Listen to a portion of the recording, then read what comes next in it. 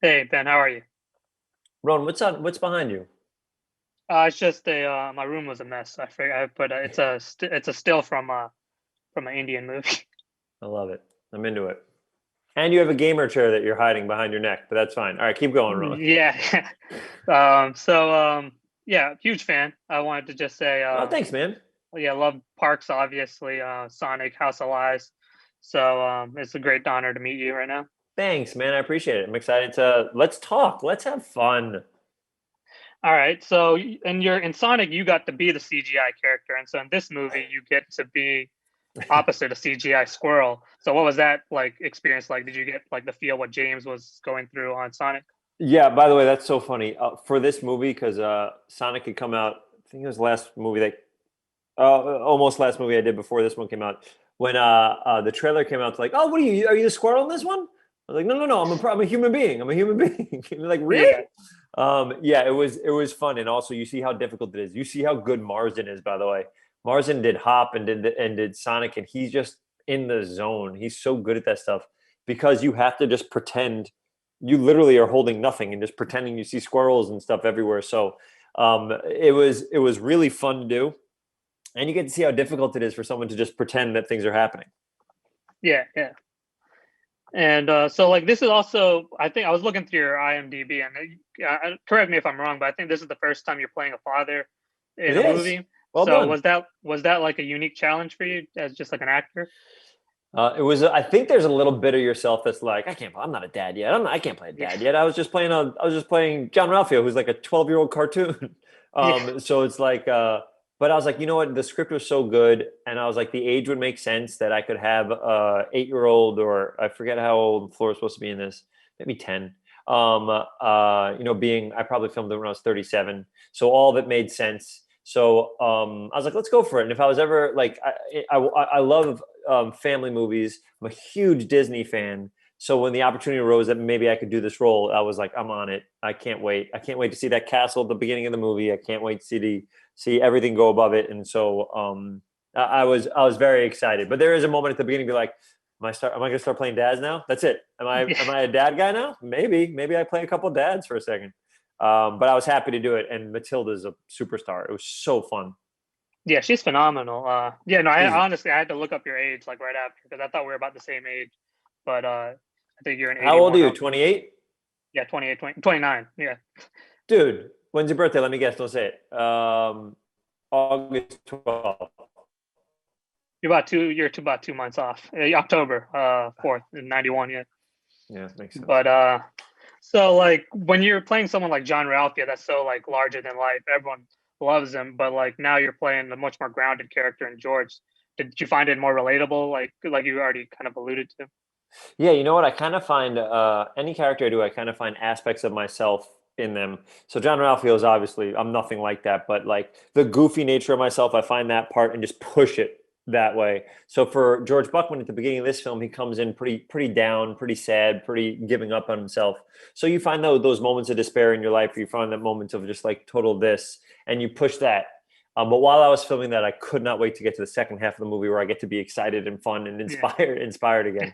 But I always kind of love flexing different muscles and trying different things. So if I do too many comedies in a row, I want to try a little drama. If I do this type of animated character, I want to try this type of animated character.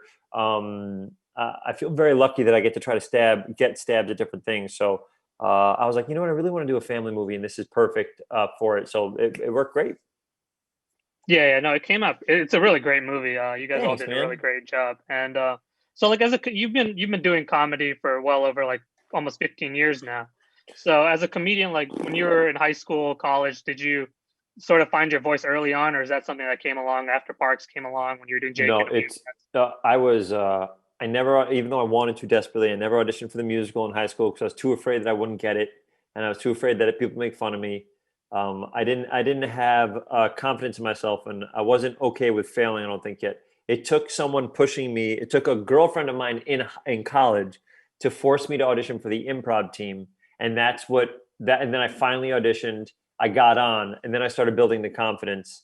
But it's all about there's going to be so much failure in anybody's career. And at the beginning, I was really scared of because amongst my friends, people thought I was the funny guy. But like to audition for the comedy group, those guys are considered funny. They made a group because they're funny in college. And I was like, I don't want to find out that I'm not funny. And and people think like, so I was too afraid to fail. And it took a bit for me to mature enough to be like, all right, let's try it. Let's see what happens. So it was in college that I started doing improv. So my first time doing improv was 2002. So it's almost been 20 years of me doing comedy. That's insane. I'm so old. It took me going to UCB, Upright Citizens Brigade in New York, and really playing with my guys, Adam Pally and Gil Ozeri, and finding my voice, failing over and over and over again. And the thing I usually say to improvisers or comedians, you go out there, first step is you got to get out there, take a risk, fail, learn from those mistakes, get back up, do the same thing, repeat, repeat, repeat. And I think that's the way you learn your voice. You keep finding out what you're good at, what you're not good at. You start to figure out how to really maneuver your comedic voice. And I think it takes, I can't tell you how many shows I was terrible at before I started having good ones.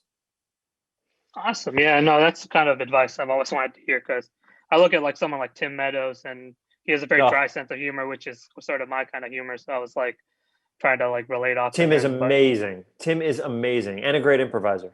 Yeah, he's fantastic. And so like you've got the chance to work with actors like Jim Carrey and Don Cheadle. And so what was like the biggest takeaway you got, like just learning, observing those from those guys? Almost from different people. Watching Amy Poehler, it's a lot of people talk about on a call sheet, people have numbers, which is silly, but number one is usually the lead of your show. So Amy, they would say number one on the call sheet, usually the way that they act towards people, it really sets the tone of what that thing is. And I've always been lucky where Amy Poehler, nicest person to everybody, inclusive with everybody, wants the crew happy. Cheadle was an incredible leader. For me, that was like, to watch him do his thing, be so good at acting, and then treat everybody with respect, you just start to learn and watch, and you watch his process and you start learning. And then I did a movie with Billy Crystal and I watch him. I did a movie with Jeremy Irons. So my goal is just to try to learn as much as I can and try to get better and better and better at everything. Even though I've done probably 2,000 improv shows now, I still feel like, each one you could try to learn something, get a little better, and because improv, you never know what's going to happen. So I always try to use that. So I kind of learn a little bit of this and a little bit of that from each person that I go through, and hope that then when younger people come around me, I'm able to impart that wisdom on them.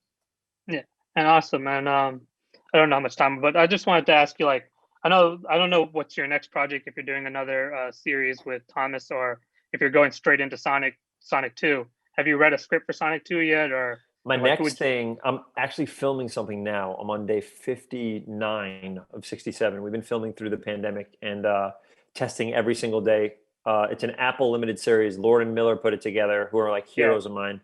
Chris Miller directed all the episodes. Nicest human. Both of those two guys are the nicest people, most talented people in the world. The cast is bananas. It's Tiffany Haddish, me, John Early. It's Ike Barinholtz, Sam Richardson, Alana Glazer, Jamie Demetriou from the UK, and it's just like an insanely good murder mystery comedic show. It's called The After Party. That's what we're working on now, and I'm beyond proud of it. It's been so fun to be a part of that, and also like being able to work, because we're able to get the test to make us all possible to work. You feel very fortunate that you're allowed to do it. So my next thing will be that whenever that comes out. Then I start Space Force season 2 in a couple months. And I believe Sonic starts filming in the next few months. I'm not quite certain when, but I know it's coming up. Like, I know that it's coming up. And I was able to read a script, and it's going to be great. Awesome, man. I can't wait for it. But thank you so much, Ben. I really appreciate your time. And, dude, you were great. And I love the questions. You did such a great job. Thank you for taking time. And what's the name of the movie behind you? It's called Dil Valle. Okay. It's a couple years old, but it's a nice movie. All right, great. But thank you so much, Ben. I really appreciate it. Great chat, man. Thank you so much for taking the time to do all your research. That was awesome of you. See you.